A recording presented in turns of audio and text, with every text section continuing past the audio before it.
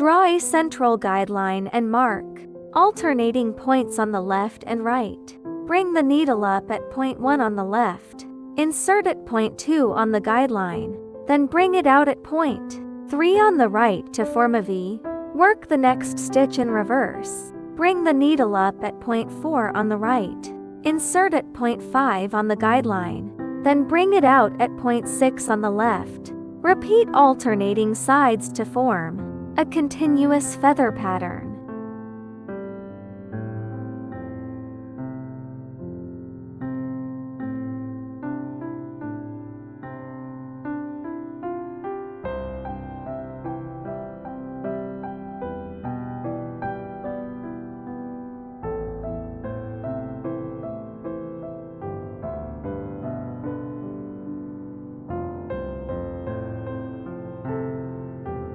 First, embroider a row of basic feather stitch.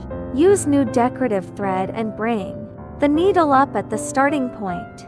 Wrap the thread from top to bottom along the outside of each stitch. Do not pierce the fabric. Continue to the end, then fasten off the thread at the back of the fabric.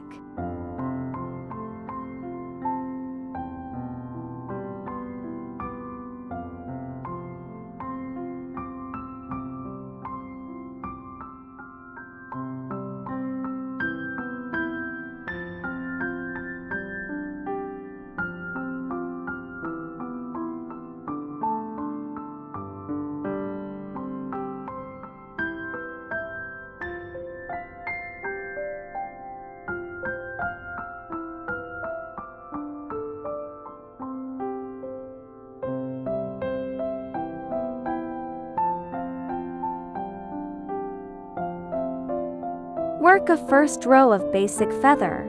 Stitch as the base layer. Work a second row of feather. Stitch along the same guideline, staggering the V shapes with the first row. Keep the stitch direction consistent to create a fuller double feather effect. Secure the thread at the back when the line is complete.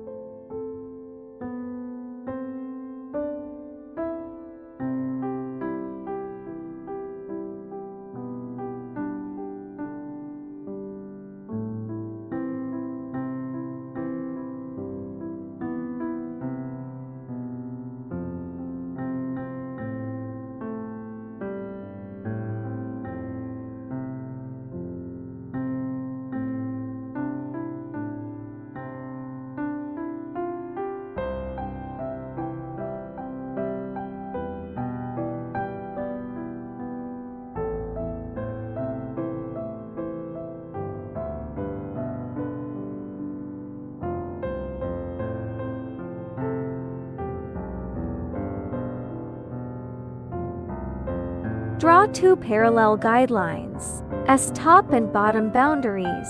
Bring the needle up at point 1 on the top line.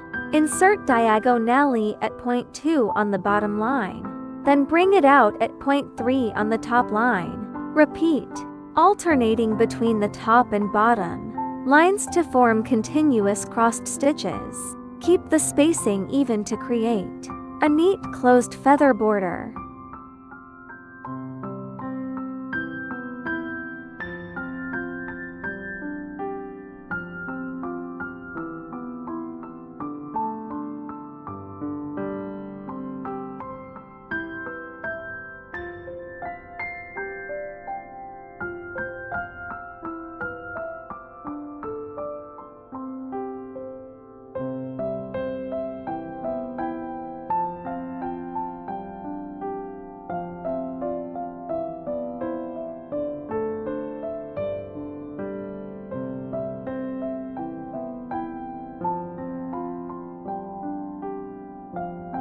Bring the needle up at point 1 and pull the thread through. Wrap the thread around the needle. Insert at point 2. Leave the needle in the fabric. Hold the loop in place. Pull the needle through to form a chain link. Bring the needle up through the previous loop to start the next stitch, repeating to form a continuous chain.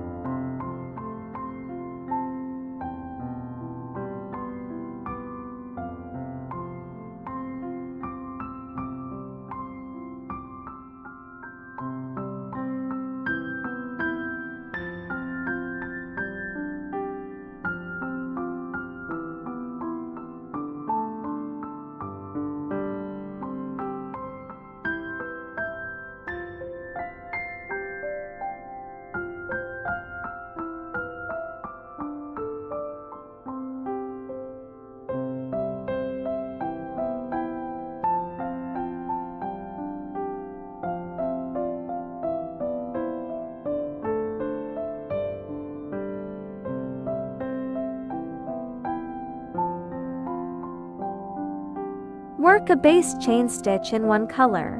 Thread a contrasting color. Bring it up under the first link of the base chain. Weave over and under each link without piercing the fabric to form a twisted texture. Secure the thread at the back. When the line is complete,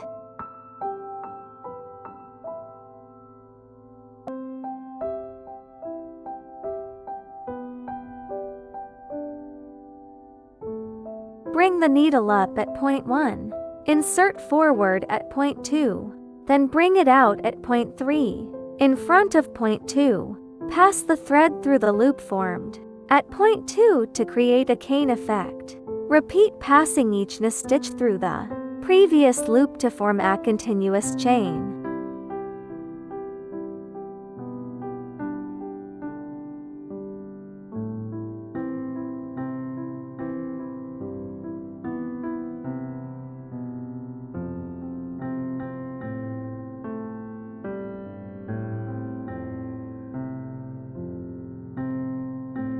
Bring the needle up at point 1. Wrap the thread around the needle. Insert at point 2 further away. Then bring it out at point 3 to form a wide link. Bring the needle up through the previous link. Then repeat the process for the next link. Keep the link width consistent to form a flat, cable-like chain.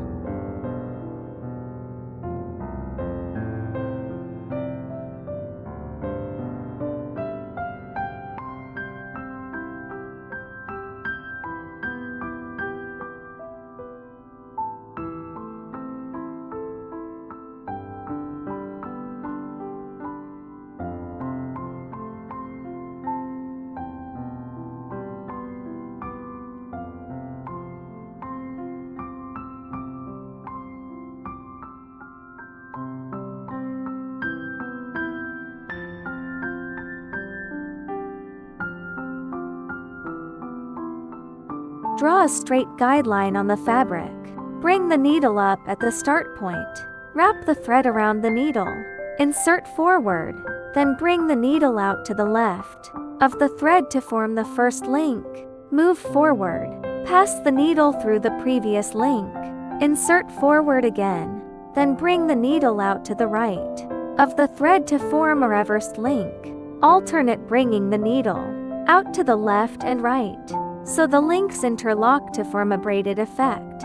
Repeat along the line. Fasten off the thread at the back when complete.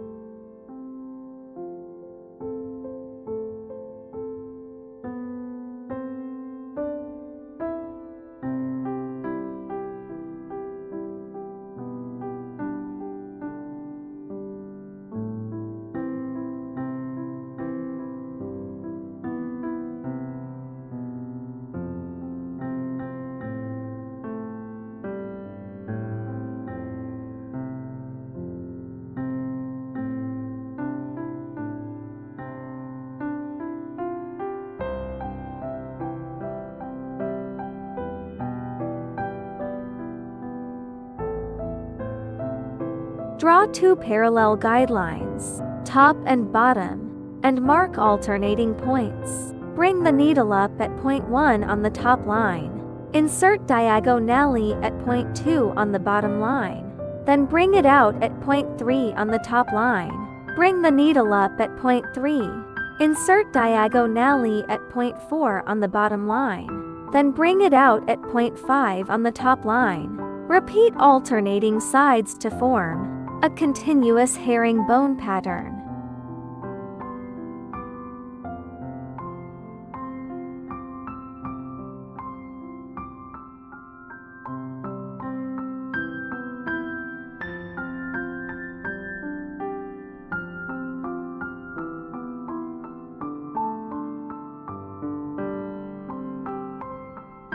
Work a first row of basic herringbone. Stitch in one color as the base layer. Use a contrasting color to work a second row of herringbone stitch, staggered with the first. The two layers will cross each other to form a full two-tone pattern. Keep the tension even and secure the thread at the back.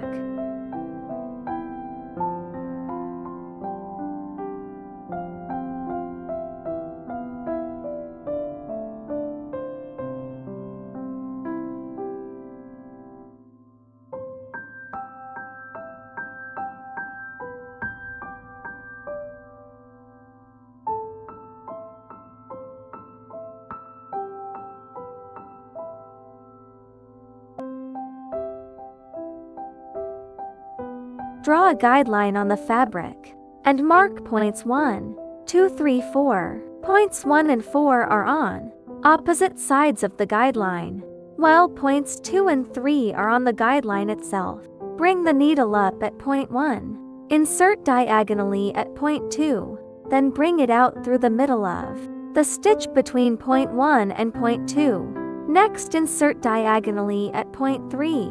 Then bring the needle out through the middle of the stitch between point 3 and point 4. Repeat steps 2 and 3 to form a continuous chevron pattern.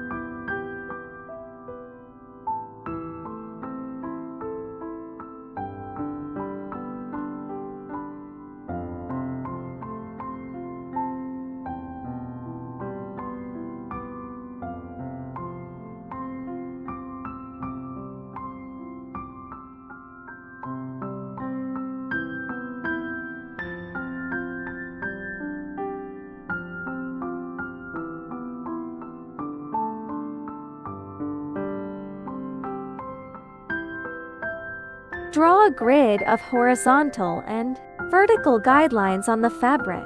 Lay thick decorative thread along the horizontal lines, securing it with small stitches to form the base. Lay thick thread along the vertical lines, securing it to cross the horizontal threads and form a grid. Repeat to create a Niat couch Edgar Ellis pattern.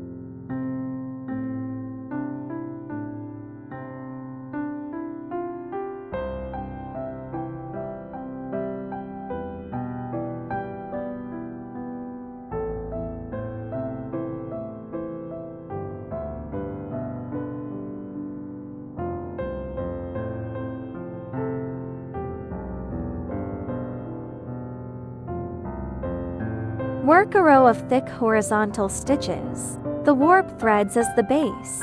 Weave a contrasting color thread, the weft thread over and under each. Warp thread to create a woven texture. Reverse the direction of weaving for each subsequent row to form a crisscross basket pattern. Continue weaving to fill the area for a full, textured basket effect.